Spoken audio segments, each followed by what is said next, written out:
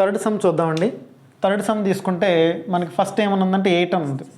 8లో మనకి 2 టేబుల్ పోతుంది. So 4 2s are 8 కాబట్టి రాసుకున్నాం. మళ్ళీ 2 టేబుల్ పోతుంది. 2 2s are 4, 2 2s are 4. 2 prime number కాబట్టి అది అక్కడితో మనం ఆపేయచ్చు. నెక్స్ట్ 9 తీసుకుందాం. 9లో 3 టేబుల్ 3 టైమ్స్ పోతుంది. 3 ప్రైమ్ నెంబర్ కాబట్టి మనం ఇంకా ప్రైమ్ ఫ్యాక్టరైజేషన్ చేయనవసరం లేదు, అక్కడితో ఆఫ్ చేయొచ్చు. అలాగే 25 తీసుకుంటే 5 5s are 25. ఇక్కడ 5 అనేది ప్రైమ్ నెంబర్ కాబట్టి ఆ ప్రాసెస్ మనం అక్కడితో ఆపొచ్చు. ఇప్పుడు 8ని తీసుకున్నట్టయితే 8ని ఎలా రాసుకోవచ్చు? ఎన్నిసార్లు ఉంది? 2 into 2 into 2, 3 టైమ్స్ ఉంది కాబట్టి 8ని ఎలా రాసుకోవచ్చు అంటే 2 cube అని రాసుకోవచ్చు. 9ని ఎలా రాసుకోవచ్చు అంటే 3 square అని రాయొచ్చు, ఎందుకంటే 2 టైమ్స్ ఉంది.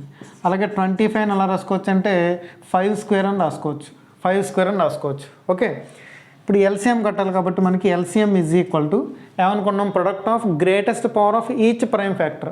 ప్రతి ప్రైమ్ ఫ్యాక్టర్ తీసుకోవాలి. అంటే ఇక్కడ 2 ఉంది, 2 తీసుకోవాలి. హైయెస్ట్ పవర్ ఎంత అంటే అదే, సో 2 power of 3. అలాగే ఇక్కడ 3 square, అలాగే ఇక్కడ 5 square. ఇదంతా అవుతుంది మనకి 2 cube అంటే 8, 3 square అంటే 9, 5 square అంటే 25. మల్టిప్లికేషన్ చేద్దాం.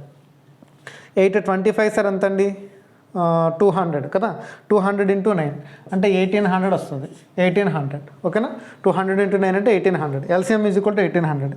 మరి హెచ్సిఎఫ్ కట్టాలి కదా. HCF is equal to HCF అన్నప్పుడు ఖచ్చితంగా కామన్ ప్రైమ్ ఫ్యాక్టరే తీసుకోవాలి.